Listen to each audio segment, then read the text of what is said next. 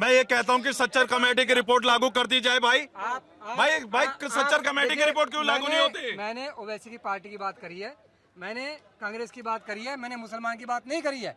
मुसलमान कहाँ से वीक हो गया? जिसकी वोट 27 से 30% हो भाई। अभी आपने कहा अभी इन्होंने ओवैसी साहब की बात कही, ये लोकतांत्रिक मुल्क है, लोकतांत्रिक मुल्क के अंदर हर किसी को चुनाव लड़ने का अधिकार है। ये नहीं कहना कि भाई हाँ मुस्लिम पार्टी अगर इस तरीके का तर्क कर देंगे तो ये गलत है। गलत मुसलमानों की रणनीति के तहत काम करती है और मुसलमानों के हित के लिए पीस पार्टी बनी है और पीस पार्टी का कोई भी ऐसा एजेंडा नहीं है सबको साथ में चलने का। इनके मैनिफेस्टो में लिखा है, मुस्लिम वोट कांग्रेस से टीएमसी ले गई। झूठ बोलते हैं, कितना झूठ बोलते हैं। पीस पार्टी प्रदीप जी झूठ बोल रहे हैं। पीस पार्टी के प्रदेश अध्यक्ष अरविंद कुमार निषाद जी है प्रदेश अध्यक्ष, और मैं तो कहता हूँ मेरे पीस पार्टी के अंदर देखिए महानगर भी है, जिला अध्यक्ष भी है, सब है मेरी पार्टी के अंदर। और रही बात मुसलमान स्ट्रांग है ना वेस्ट बंगाल में, तभी डिफरेंट पार्टीज उनको पीस करने में लगी हुई हैं कि हमारी तरफ आइए हमारी तरफ आइए। मुसलमान कहाँ से वीक हो गया? अब सुन लीजिए, अब एक चीज और, यहाँ पे एक भाई ने देखिए बात कही थी, तो मैं इनको बता दूं, जब कांग्रेस की सरकार थी तो भाई जब $1 सुन लीजिए, एक डॉलर के कितने में हमारे 61 रुपए के करीब $1 हुआ करता था। तो जब हम देखते थे मीडिया पे एक कार्टूनी फिल्म चलती थी कि हमारा जो रुपया कैसे नीचे लुढ़कता हुआ आता था वो वीडियो। लेकिन भाई आज जब हमारा जो है रुपया ये $1 में 94 जनता कैसे मांग रही है वो भी तो जानना है। $1 में 94 रुपए, तो बता दीजिए भाई, बजाओ ताली से बात पर। आज हमारे रुपए की क्या हालत हो रही है उसमें बात नहीं करेंगे आप लोग। उसी हिसाब से सैलरी की भी तो ग्रोथ हुई है। 17-18 रुपए पर आदमी है सैलरी। पहले 4000 सैलरी थी आदमी की, 6000 सैलरी थी, 8 थी, इससे ज्यादा सैलरी नहीं। और एक चीज और, अभी देखिए भाजपा के एक मंत्री ने एक बयान दिया था, उन्होंने नमाज के लिए भी कहा था कि भाई इन सड़कों पर नमाज नहीं पढ़ी जाएगी। बिल्कुल सड़कों पर नमाज नहीं पढ़ी जाएगी, हमारे लिए मस्जिद है, ईदगाह है, हम बिल्कुल उसी में नमाज पढ़ते हैं। और रही बात ये कि जब ये बात ये कहते हैं कि भाई कि मुसलमानों के रोजगार का बहिष्कार करो इनका, ये तो मैं आपके चैनल के माध्यम से कह रहा हूं कि भारत की आबादी जो मुसलमान है भाई सबको 1 महीने की छुट्टी दे दीजिए, वो काम नहीं करेंगे। और फिर देख ले शेयर मार्केट और इकोनॉमी कैसे नीचे आती है। देखिए ये जो चीजें पीस पार्टी की बातें जो लंबी जंबी चल रही हैं, ये मुद्दों विषय पे चलते नहीं है। हाँ। पश्चिम बंगाल की देखिए आवाज एक किसी की नहीं आई, क्योंकि अगर आप टॉपिक पश्चिम बंगाल का अगर रखा है, टॉपिक तो पश्चिम बंगाल का ही है, पर इधर उधर जाएंगे ना। इधर उधर यूं भाग रहे हैं ना, क्योंकि पश्चिम बंगाल के विषय में कोई बोलना नहीं चाहता। क्योंकि हमारे भाई ने बोला ना कि मुसलमानों का वोट किस तरीके से एक साइड करना है, स्ट्रेटजी वोट कैसे करनी है। एक ही पार्टी को डालेंगे। अभी टीएमसी को ही जाने वाली है, हुमायूं कबीर जो है लेफ्ट हैंड है, रेडिकलाइज करें मुसलमानों को। पर मुझे मेरा जवाब अभी तक नहीं मिला है, वोट किसका कट रहा है? ममता बनर्जी का, बीजेपी का? हाँ नहीं देखिए भाई, जहां पर अगर कोई कैंडिडेट खड़ा होगा जैसे हुमायूं कबीर है, तो जाहिर सी बात है कम से कम 1500-2000 अगर वो वोट काटते हैं मुस्लिम, तो ममता बनर्जी को नुकसान होगा, चाहे वो कहीं पे भी हो। भाई ओवैसी साहब भी वहां पे खड़े, जो भी कैंडिडेट होता है आपने देखा होगा कि बहुत से प्रत्याशी कितने 500 वोटों से हार जाते हैं, 1000 से हार जाते हैं, लेकिन दूसरी जो कैंडिडेट होते हैं। अच्छा, आपने इतनी बड़ी बड़ी बातें कर ली। बाबरी पर उन्होंने कॉल रखा था, अब बाबरी मस्जिद बनाने के लिए कहा था, उन्होंने पार्टी से निकाल दिया पर कार्रवाई नहीं की। तो साइलेंट तौर पर तो उन्होंने कहा ना कि ठीक है आप पार्टी से निकाल दिए जाएंगे। ये लीपा पोती नहीं है तो फिर क्या है? हाँ रितु जी देखिए, अभी आपने कहा कि हुमायूं कबीर बाबरी मस्जिद की बात करते हैं, भाई वहीं पे एक नेता थे उन्होंने राम मंदिर की भी बात करी। तो हम ये कहते हैं मस्जिद और मंदिर से बाहर निकल कर आप लोग आए, भाई देश के विकास के लिए आप लोग क्या कर सकते हैं और देश को आगे कैसे ले जा सकते हैं, उसके लिए भी तो आपको आगे आना चाहिए। या अभी तक मंदिर और मस्जिद के बीच में ही रहेंगे? सवाल मेरा आपसे ये है कि हम देख रहे हैं कि 182 सीटों पर, साथ में AIMIM और जो हुमायूं कबीर की पार्टी है जनता उन्नयन पार्टी, वो लड़ने वाली है। लेकिन इससे फायदा किसको होगा, नफा नुकसान किसको होने वाला है? बीजेपी क्या इसका फायदा ले जाएगी, इसमें एडज ले जाएगी, और क्या tata bye bye Mamata Banerjee का? देखिए निश्चित तौर पे ये कहना बड़ा मुश्किल होगा कि अभी हाल फिलहाल में बहुत जल्दबाजी होगी कि हुमायूं कबीर और AIM का जो गठबंधन है वो अपनी जो मजबूती है, चाहे हम 4-5 सीटों में जो 2021 के चुनाव हुए थे उसमें जिस तरह से जो है AIM लड़ी थी और उनको 50 से 60 हज़ार वोट हर कॉन्स्टिट्यूंसी में मिले थे, उसकी मजबूती को देखते हुए अगर आप देखें तो कहीं ना कहीं 10 से 12 सीटों पे हम ये रुझान मान सकते हैं कि मजबूती आएगी, पार्टी आगे अपना कद बढ़ाना चाहेगी। जिस तरह आपने देखा बिहार चुनाव में, चाहे हम सिवान की बात करें, धीरे धीरे उनकी जो मजबूती हुई, आज 5 से 6 सीटें वहाँ पे हैं। चाहे महाराष्ट्र की बात, वहाँ पे भी तो बोला था वैसी बी टीम है। नहीं, बी टीम का जो कहना का जो तात्पर्य आपका है वो कहाँ पे नहीं कहा जाता है। चाहे हम यहाँ की बात करें तो उत्तर प्रदेश में बसपा को बी टीम बताया जाता था, आज बसपा जो है सपा को जो है बी टीम बताती है भाजपा की। तो तो ये राजनीतिक एक कमोबेश एक कटाक्ष है जो हर पार्टी करती है, जो विपक्ष के लिए जो करती है। देखिए, बंगाल में चुनाव है, AIMIM मैं आपको बता देती हूँ, उत्तर प्रदेश में चुनाव लड़ी थी, बिहार में चुनाव लड़ी थी, 20 सीमांचल की सीटों पर लड़ी थी, 5 सीट जीत गई। किसको नुकसान किया इन्होंने? विपक्ष को नुकसान किया। तो जब अब बंगाल में चुनाव है और AIMIM और हुमायूं मिल करके चुनाव लड़ रहे हैं, तो ये भारतीय जनता पार्टी को फायदा पहुंचाने के लिए लड़ रहे हैं और सीधा सीधा इसका नुकसान TMC को करने के लिए लड़ रहे हैं, क्योंकि ये मुस्लिम वोट्स को काटेंगे। और मैं आपको बता देती हूँ कि भारतीय जनता पार्टी वो है जो बंगाल के अंदर बोलती है कि घुसपैठियों का मुद्दा वो लेकर के आते हैं। बंगाल के अंदर वो बार बार इस मुद्दे पर चुनाव लड़ते हैं कि वहां पर रोजगार जो है वो नहीं दे पा रही, वहां पर जो है मैनेजमेंट अच्छा नहीं है TMC की सरकार, लेकिन बार बार दीदी वहां से जीत रही हैं। और पिछले चुनावों में भी नरेंद्र मोदी जी वो है जो ओ दीदी करके आए थे। तो इस बार में इनको ध्यान रखना चाहिए कि SIR के नाम पर जब आप वहां की जनता का वोट काटने की राजनीति करेंगे और आप सोचेंगे कि बंगाल में आप चुनाव जीत जाएंगे, तो वो रविंद्रनाथ टैगोर की धरती है। जनता का वोट ECI काटता है, ना कि पार्टी काटती है। 60 लाख वोट कट गए, 40 लाख सस्पेंडेड है अभी।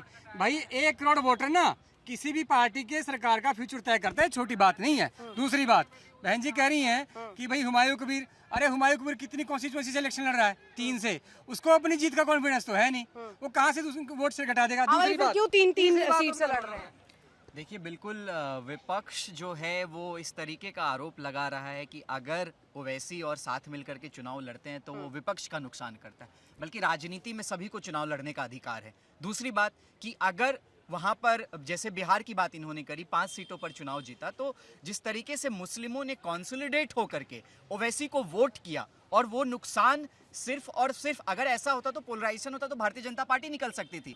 लेकिन पूरा का पूरा हिस्सा, अगर विपक्ष पे इतना भरोसा होता मुसलमानों का, तो वो विपक्ष को वोट देकर के ओवैसी को क्यों दिया? सबसे पहला सवाल ये। तो 90% वोट, 80% वोट कॉन्सोलिडेट और ये हुमायूं कबीर ये इतना बड़ा दावा कर देना कि अगर एक मुसलमान चेहरा मुख्यमंत्री नहीं बनता है तो चीजें खराब हो जाएंगी, खुद डिप्टी CM के तौर पर रहेंगे, ये उन्होंने पुष्ट कर दिया कि मैं ही बनूंगा डिप्टी चीफ मिनिस्टर। देखिए, बिल्कुल मुसलमानों को रिझाने के लिए इस तरह का बयान दिया गया है, क्योंकि हमें पता है कि जब चुनाव आते हैं, पॉलिटिक्स में, जब राजनीति में जब चुनाव आते हैं तो पॉलिटिकल स्टंट सभी पार्टियां खेलती हैं। तो ये कोई नई बात नहीं है जिस तरीके से हुमायूं कबीर ने खेली है।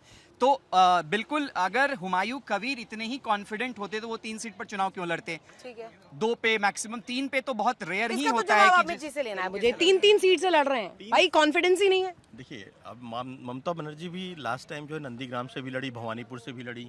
अभी रिसेंट में आपने देखा होगा कि जब सीटों का जो घोषणा हुई तो उसमें देखिए हारना जीतना आपकी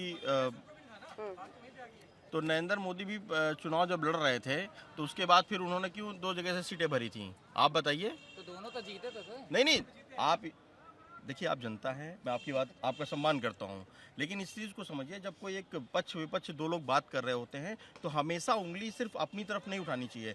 आपके नेता, आपके बड़े नेता, उन्होंने क्या किया है उसके पीछे आप उसको भी समझिए। तो पर आप अपना पक्ष रख रहे हैं तो ममता बनर्जी पर, हुमायूं कबीर पर भी तो बोलिए। अरे बंगाल पर रहिए पहले। देखिए रितु जी, बंगाल की जो हम बात कर रहे हैं, लगातार 3 बार से जो है 11 साल 12 साल नरेंद्र मोदी साहब की जो है पूरी एक कायनात उनकी थी, पूरी तरीके से उनका काया पलट चल रहा था। उस सत्ता लहर में भी जो है लगातार ममता बनर्जी जीत रही थी। और अभी भी आपने देखा होगा, तो फिर अब क्या हो गया? आप क्यों डर रही हैं? आप क्यों डर रही हैं? कितने सर्वे आपके मीडिया बंधुओं ने कितने सर्वे किए हैं जहां पे आज भी जो है, आप एक मिनट बात को पूरा होने दीजिए, आप अपनी बात रखिएगा, मैं आपके सवालों का जवाब दूंगा। जब वहाँ पे जो है सर्वे हो रहे हैं, लगातार वहाँ पे जो जनता है वो ये कह रही है कि ममता दीदी ही आएंगी। ममता दीदी आएंगी। इस इलेक्शन में ममता जी ने पहले तो देखिए हुमायूं कबीर को निकाला, अब उनका विरोध भी कर रही हैं, अब मंदिरों पे भी आ गई हैं कि मैं मंदिरों का उद्घाटन कर रही हूँ, तो डर है। दूसरी बात, ममता जी ने फेक वोट के द्वारा इलेक्शन जीता है, बूथ रिगिंग होती थी, बदमाशी चलती थी, एडमिनिस्ट्रेशन का होल्ड बहुत मजबूत था। इस बार क्या हो रहा है? इस बार को तो बहुत चीज है, 6 फेज में से 2 फेज कर दिए। इस पर तो जवाब चाहिए तनु जी। इस बार ममता दीदी को क्यों याद आ गई है मंदिर बनवाने की, उद्घाटन कराने की, शिलान्यास कराने की? देखिए, जैसे नरेंद्र मोदी जी को चुनावों में याद आ जाता है मंदिर खतरे में है, हिंदू खतरे में है, मस्जिद जो मंगलसूत्र कांग्रेस पार्टी छीन लेगी जैसे बयान देते हैं, तो मैं आपको बता देती हूँ कि ठीक वैसे ही चुनावों के अंदर जब भी चुनाव आते हैं तो मोदी जी करोड़ों का शिलान्यास कराते हैं, करोड़ों की परियोजनाएं दे आते हैं स्टेज जाकर के। मोदी जी की आइडियोलॉजी ये है कि वो धर्म के नाम पर लोगों को बांटेंगे। तो सुन लीजिए, धर्म के नाम पर लोगों को बांट करके राजनीति करना चाहते हैं। मोदी मोदी जी की आइडियोलॉजी है, मानते हैं ना आपकी बात? मोदी जी मंदिर की बात करते हैं, पर वो शुरू से करते हैं ना भाई, हम तो एकदम से अब्रप्ट नहीं हुआ। ममता जी एकदम से कहाँ से आ गई हिंदुओं के पक्ष में? जो दुर्गा पूजा बंद करने वाली थी वो मंदिर का निर्माण करवा रही है। डर है इस बार हार जाएगी। डर है। देखिए, इनको ये लगता है कि सिर्फ धर्म की बात सिर्फ यही कर सकते हैं, मंदिर मस्जिद की बात सिर्फ यही कर सकते हैं। मैं आपको बता दूं तो कितने साल कांग्रेस की सरकार रही, ना मंदिर पर आपत्ति हुई ना मस्जिद पर आपत्ति, लेकिन जब से बीजेपी आई है एक सवाल आपका जनता से, जनता सवाल पूछना चाह रही है। मैडम अभी बोल रही थी कि जो पार्टी है वो बी टीम का काम करेगी, तो इसका मतलब आपका क्लियर है कि ममता जी को सिर्फ मोमडन वोट चाहिए, मुस्लिम वोट चाहिए, मुस्लिम वोटों का डर है सिर्फ ममता जी को। दूसरी चीज ये जो कह रही है आपत्ति, फिर आपत्ति नहीं है, ये रामनवमी की रोक क्यों लगाती उस पे? जो हमारी रामनवमी की रथ यात्रा जो भी निकलती उस पर रोक क्यों लगाती थी? जब विसर्जन होता था, विसर्जन को रोक दिया जाता था, मुहर्रम में पहले मनाएंगे। और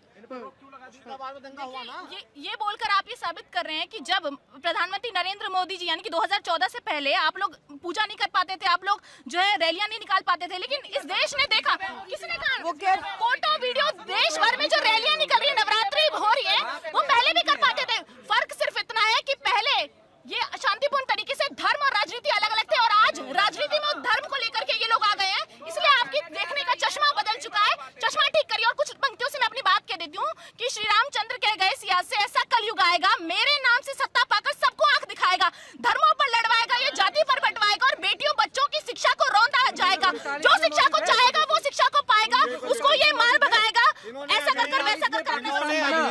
जब 47 में पाकिस्तान बना तब मोदी थे, तब किसने धर्म के नाम पर राजनीति करी? कांग्रेस ने करी। कैसे मान लिया नेहरू जी ने कि वो इस बात पे सहमत है कि भारत के 2 टुकड़े कर दिए जाएं? क्या नेहरू जी चुने हुए प्रधानमंत्री थे? नहीं, अंग्रेजों ने बिठाया था।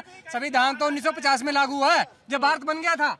आजाद भारत के पहले प्रधानमंत्री कैसे राजी हो गए भारत के टुकड़े करने पे? बताइए, क्या वो अगर ना मानते तो विभाजन नहीं होना था? कुछ ना कुछ जो है व्यवस्था बन जाती, कुछ ना कुछ अंडरस्टैंडिंग बनती। ये कह रहे हैं कि हम जो है हिंदुओं की राजनीति करते हैं, बिल्कुल करते हैं।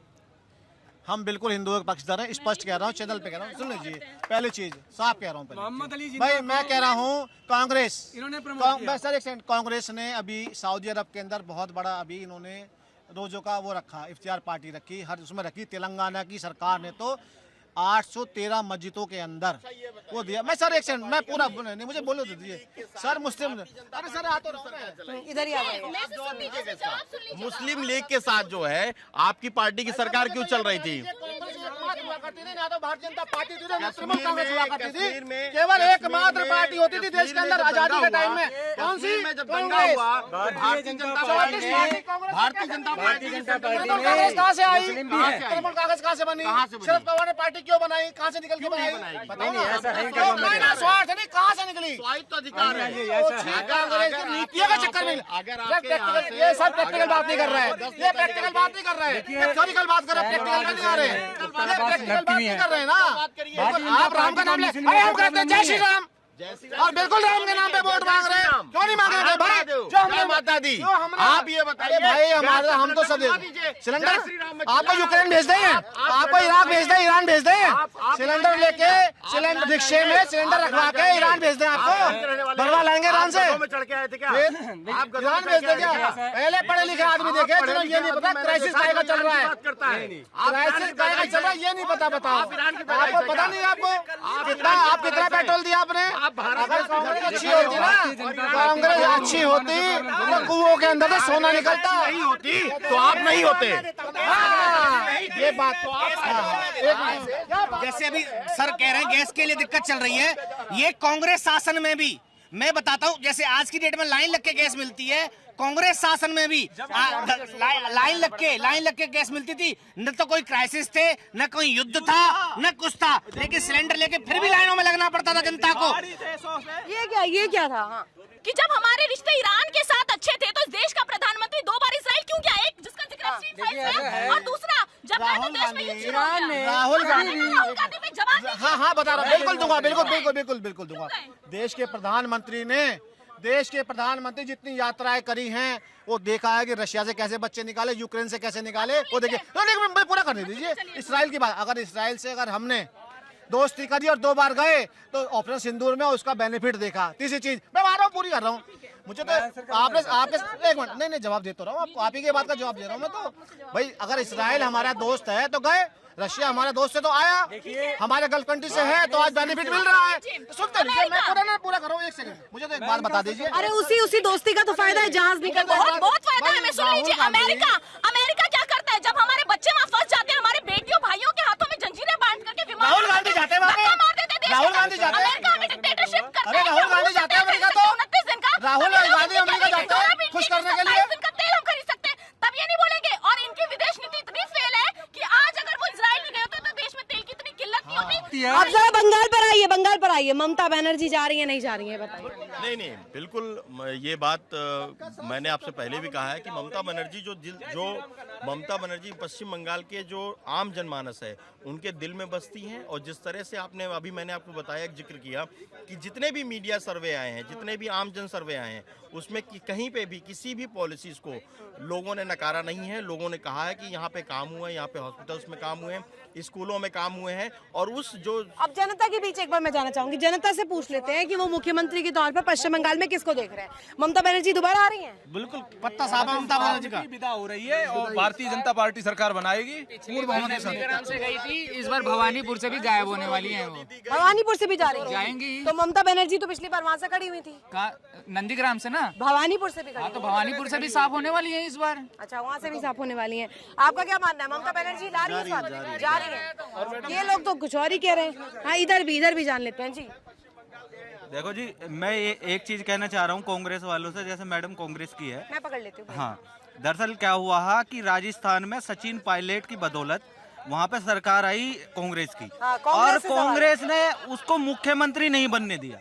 आप सुनो, मैं कह रहा हूँ सिर्फ कांग्रेस में वो ऐसा शख्स है कि जो प्रधानमंत्री का दावेदार है, प्रधानमंत्री बन सकता है। कांग्रेस की सरकार चाहे कितना ही जोर लगा लो, 10-20 साल 50 साल, अगर सरकार आएगी तो सचिन पायलट की बदौलत आएगी, नहीं किसी की बदौलत नहीं आवे।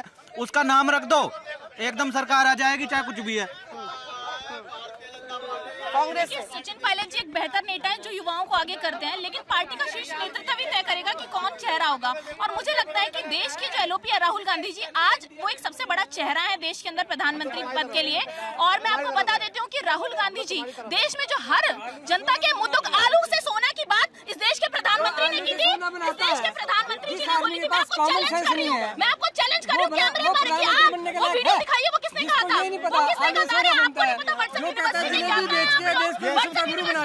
ये किस्सा कॉमन सेंस नहीं है, जो साइड में बोल देता है वही वो बोलता है। देखिए, उसको प्रधानमंत्री कैंडिडेट बनाए बैठे देखिए, हैं। यही कांग्रेस के सर्वनाश का कारण है। जब तक राहुल गांधी बैठा है ना, कांग्रेस खत्म हो जाएगी। देखिए, मैं on camera Bharatiya Janata party और उनके सभी नेताओं को चैलेंज करके ये बोल रही हूँ कि वो वीडियो दिखाएं। आलू से सोना निकालने की बात इस देश के प्रधानमंत्री जी ने की थी, नाले से गैस निकालने की बात इस देश के प्रधानमंत्री किस्सा है मध्य प्रदेश का, जब कपिल जी जब वहाँ के मुख्यमंत्री जज बनना जा रहे थे, और उसमें उन्होंने कहा था कि जहाँ इस मध्य प्रदेश के अंदर आलू बहुत फेमस है, बहुत ज्यादा उगता है।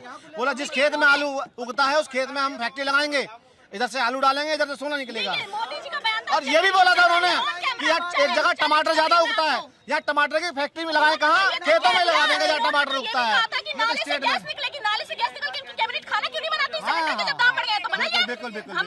आज बिल्कुल सही बात है, मैं बता देता हूँ, बिल्कुल अच्छी बात कही है, नाले से गैस वाली बात। देखिए, ये देश की प्रगति के लिए आज जो सौर ऊर्जा के जो हमने सौर घर निकाले, नहीं मैं बता रहा हूँ, नहीं उसके लिए देखिए, ये किसान लोग खड़े हैं आज हर जिले के अंदर, हाँ हर जिले के अंदर आज डॉक्टर बैठा है, आप मट्टी चेक कराइए, आपकी मट्टी में क्या उपज होगी वो बताएंगे। एक बार हाजिर हाँ। इतने सारे मुद्दे, लेकिन इधर धार्मिक पिच तो तैयार हो रही है ना, इस बात से तो आप नहीं रखेंगे? रितु जी देखिए, मैं आपका दिल से शुक्रिया अदा करूंगा।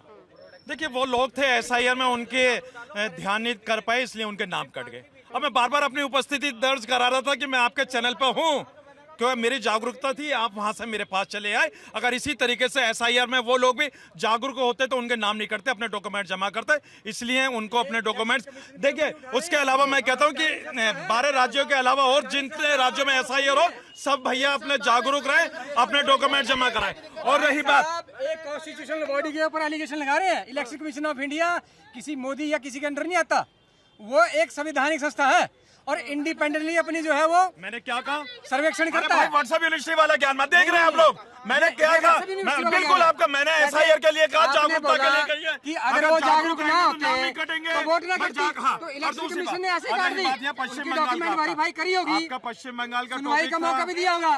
पश्चिम बंगाल का टॉपिक था तो मैं पश्चिम बंगाल पे ही कमीशन आऊंगा। ऑफ इंडिया जब इलेक्शन कमीशन ऑफ इंडिया सर्वे करता है ना, तो वो जुडिशियल कैपेसिटी में करता है, सुनवाई का मौका भी देता है। व्यक्ति को ऐसे नहीं काट दिया कि आज हाँ जी तुम्हारा वोट कट गया। क्या मैं बताता हूँ, मेरे छोटे वाले भाई की वाइफ के साथ नोटिस आया। नोटिस आने के बाद आपको तारीख दी गई, आप जाइए ब्लॉक जाइए। आप वो तारीख नहीं मिलती है तो फिर बीएलओ आपके घर आएगा। बीएलओ ने पता किया तब भी नहीं क्लियर हुआ, 30 दोबारा से फिर नोटिस आएगा। 3 बार आपको चांस दिया। प्रोसीजर तो हुआ ना 3 बार। हाँ देखिए भाई बिल्कुल सही कह रहे हैं भाई। नाजिम खान के नाम पे भी नोटिस आया, सारे डॉक्यूमेंट जमा करने के बाद नाजिम खान के पास भी नोटिस आया। मैं जाके अपने बीएलओ को जाके अपने जो डॉक्यूमेंट्स थे सारे चेक कराए मैंने। भाई मैं जागरूक था इसलिए मैंने ये काम करा लिया, लेकिन मेरे और भी भाई है जो जागरूक ना हो। अगर आपके चैनल के माध्यम से अगर वो जागरूक हो जाए तो उनकी वोट बच सकती है, उनकी उपस्थिति। अरे वो कह रहे हैं आपके हिसाब से फिर क्या जनता बेवकूफ है? जनता बेवकूफ है कह रहे हैं, जनता बेवकूफ। मैंने नहीं कहा भाई, मैंने नहीं कहा जनता बेवकूफ है। जनता बेवकूफ यही लोग कह रहे हैं। हाजी नाजिम तो समझदार है। जनता बेवकूफ है, सवाल है, सवाल इनका। लोगों ने मुद्दे उठाए, लोग लड़े भी हैं, ऐसा नहीं है। अपनी वोट बचाई है। कहाँ बचाई है? अरे अगर विपक्ष नहीं होता तो वोट कट जाती लोगों की। अरे फार्म नंबर 7 को देख लीजिए आप लोग। अरे बिल्कुल विपक्ष था, विपक्ष की पावर नहीं है। जनता और इलेक्शन कमीशन ऑफ इंडिया का मैटर है, इसमें विपक्ष का कोई मुद्दा नहीं है। बिल्कुल ये देखिए, election commission of India judicial capacity में वोट काटता है, एक वहाँ पे कोर्ट की तरह बैठता है वो। ये जनता और ईसीआई का मैटर है, इसमें पक्ष विपक्ष का कोई मुद्दा नहीं है। हाँ देखिए, मैं छोटी सी बाजी में, पीस पार्टी चुनाव लड़ती है ना, लड़ती है, भारतीय जनता पार्टी लड़ती है, कांग्रेस भी लड़ती है। सर एक सेकंड लूंगा भाई मैं। हाँ तो मुझे बताइए, जो एसआईआर का मुद्दा चल रहा है, क्या हर साल आप वोट बनवाते हैं जनता के नहीं बनवाते? आपके बीएलए तो जनता पार्टी के लोग हैं जो दूसरों के समय में भी अतिक्रमण कर रहे हैं। ये अतिक्रमण है। आप अपनी जगह को छोड़ के बार नहीं गया, ये अतिक्रमण है, यही अतिक्रमण है। भाई प्रतिक्रिया चलती है, 1 महीने वोट बना चलती है, हमारे बीएलए काम करते हैं। हमें बुलाया गया है। दूसरे पार्टी के नेताओं को लाइए और अपने पार्टी में जो है वॉशिंग मशीन से धुलिए। शुभेंदु अधिकारी जैसे लोग जो है, आप उनको जो है पश्चिम बंगाल में जो है मुख्यमंत्री नहीं घोषित कर पा रहे हैं। पिछले 2 कॉन्स्टिट्यूंसी के चुनाव हो गए हैं, उस 2 कॉन्स्टिट्यूंसी के चुनाव में पूरे प्रदेश का वो नेता नहीं बन पा रहे हैं। देखिए इंडिया डेली 24/7 अब आपकी स्मार्ट टीवी पर। इंडिया डेली मौजूद है सभी डिजिटल प्लेटफॉर्म पर लाइव और लगातार। इंडिया डेली 24/7 हर दिन राष्ट्र को समर्पित।